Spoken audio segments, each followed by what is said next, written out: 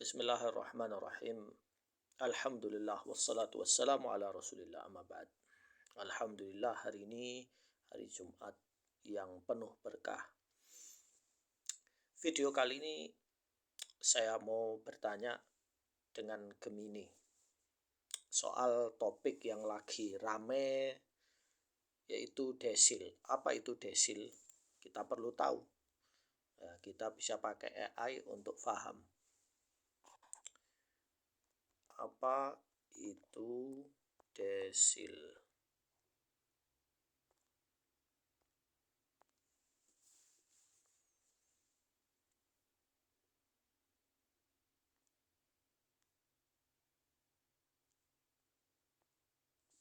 Desil adalah nilai-nilai batas yang membagi sekumpulan data yang telah diurutkan menjadi 10 bagian yang sama besar. Setiap bagian mewakili 10% dari total keseluruhan data. Dalam statistika, desil digunakan untuk melihat distribusi atau sebaran data, seperti menentukan tingkat pendapatan, nilai siswa, atau kelompok ekonomi masyarakat.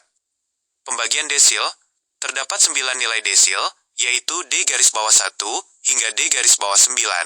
Desil 1, D-1, membatasi 10% data terendah. Desil 2, D-2, membatasi 20% data terendah. Desil 5, D-5, membatasi 50% data terendah, nilainya sama dengan median atau kuartil tengah. Desil 9, D-9, membatasi 90% data terendah, 10% data tertinggi. Rumus letak desil. Untuk menentukan letak posisi desil pada data tunggal, I sama dengan urutan desil 1, 2, 3, dots, 9. N sama dengan jumlah total data. Contoh penggunaan di kehidupan nyata, program bantuan pemerintah, pengelompokan tingkat kesejahteraan masyarakat berdasarkan pendapatan. Desil 1, D1, mencakup 10% rumah tangga dengan tingkat kesejahteraan rendah, sedangkan desil 10, D10, mencakup 10% rumah tangga dengan tingkat kesejahteraan tertinggi.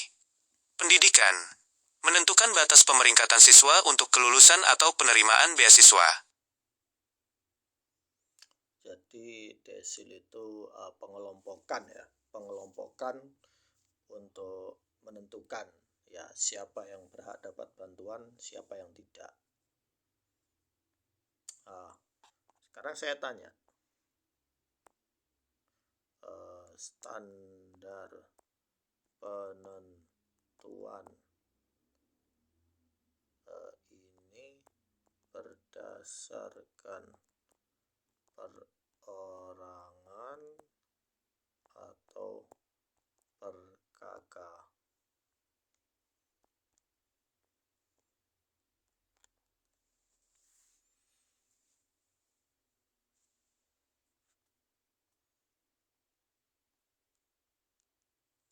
Pengelompokan desil, khususnya untuk penentuan kriteria penerima bantuan sosial pemerintah, dihitung berdasarkan kartu keluarga, KK, dibagi rumah tangga, bukan perorangan.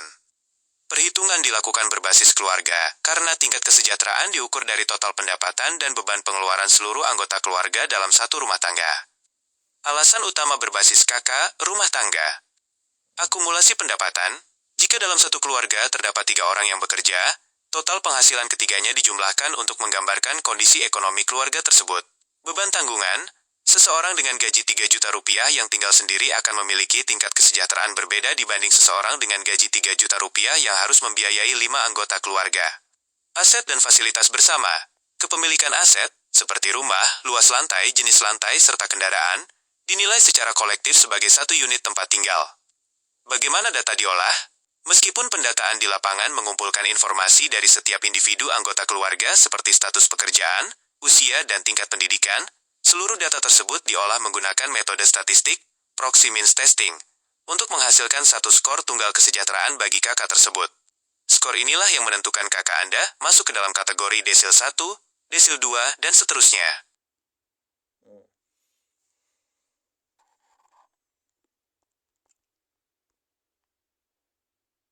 Lalu apakah dengan ini subsidi akan dibatasi? hanya berdasarkan desil, apa akibatnya jika memang diterapkan tahun depan bagi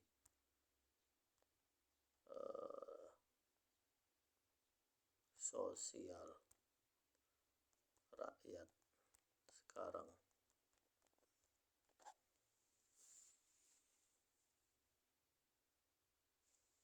Ini jawabannya. Kebijakan pembatasan subsidi berbasis desil menggunakan data registrasi sosial ekonomi nasional dirancang agar bantuan pemerintah bersifat targeted, tepat sasaran. Artinya hanya kelompok masyarakat di desil bawah yang berhak mendapatkan harga bersubsidi. Dampaknya bagi kehidupan sosial dan ekonomi masyarakat jika pembatasan subsidi secara ketat diterapkan berbasis desil. Dampak positif. Anggaran negara lebih tepat sasaran, APBN tidak lagi bocor ke kelompok masyarakat mampu, desil 7-10, yang selama ini turut menikmati subsidi selisih harga seperti BBM atau LPG. Peningkatan kualitas bantuan, dana yang dihemat dari pembatasan subsidi dapat dialokasikan untuk memperbesar nilai bantuan sosial, bansos, perbaikan fasilitas pendidikan, atau layanan kesehatan bagi desil 1-4. Dampak sosial dan risikinya bagi masyarakat. Guncangan ekonomi bagi kelompok middle income, desil 5-7. Kelompok rentan miskin dan kelas menengah bawah tidak masuk dalam kategori penerima bansos, desil 1-4, namun penghasilan mereka sangat rentan terhadap kenaikan harga modal. Ketika subsidi dicabut untuk mereka, beban pengeluaran harian akan melonjak signifikan. Potensi masalah validitas data, inclusion dan exclusion error. Exclusion error. Warga miskin yang layak menerima subsidi justru terlempar ke desil tinggi akibat kesalahan input data, perubahan kondisi ekonomi mendadak seperti PHK, atau masalah dokumen kependudukan. Inclusion error. Kelompok mampu yang masih tercatat di desil bawah dan tetap menikmati subsidi. Risiko friksi sosial. Perbedaan status penerima subsidi antar tetangga dalam satu lingkungan dapat memicu prasangka sosial, terutama jika data pendataan dianggap tidak adil atau tidak mutakhir. Efek domino kenaikan harga barang. Pembatasan subsidi energi seperti solar, pertalite, dan LPG 3 kg untuk dunia usaha distribusi dapat meningkatkan biaya logistik, yang pada akhirnya memicu kenaikan harga bahan pokok bagi seluruh lapisan masyarakat. Artinya sistem desil ini belum tertib dan harus dievaluasi lagi, kan? Dan harus lihat dampaknya pada daya beli masyarakat.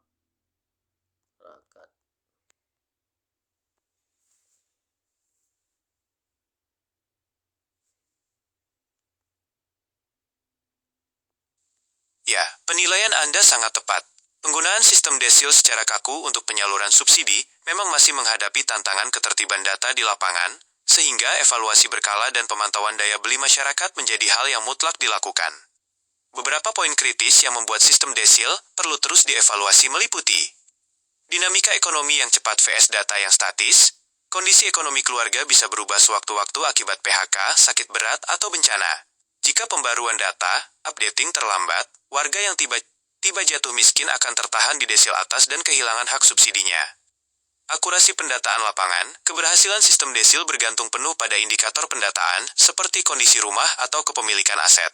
Ketidakakuratan dalam proses survei awal sering memicu exclusion error, warga layak yang terlewat. Ancaman penurunan daya beli kelas menengah. Kelompok di desil 5-7 seringkali tidak tersentuh bansos, namun paling sensitif terhadap kenaikan harga pasca pembatasan subsidi. Tanpa bantalan ekonomi yang tepat, daya beli mereka terancam tergerus drastis. Oleh karena itu, penerapan pembatasan berbasis desil idealnya disertai dengan mekanisme pengaduan persanggahan yang responsif di tingkat desa per kelurahan serta kajian berkala terhadap inflasi dan indeks daya beli sebelum kebijakan diberlakukan secara penuh.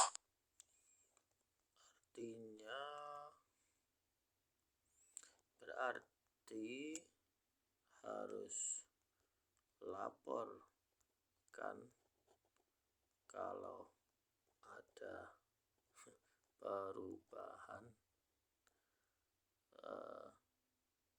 kondisi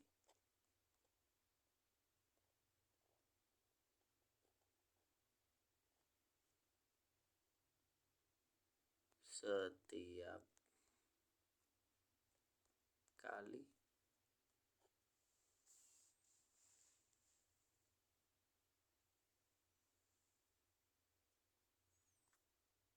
Nah, ini jawabannya. Secara aturan idealnya ya, setiap ada perubahan kondisi ekonomi yang signifikan, seperti pemutusan hubungan kerja (PHK), kepala keluarga meninggal dunia, atau anggota keluarga sakit kronis, perubahan tersebut harus dilaporkan agar data sosial, seperti DTKS ke Reksosek, bisa diperbarui.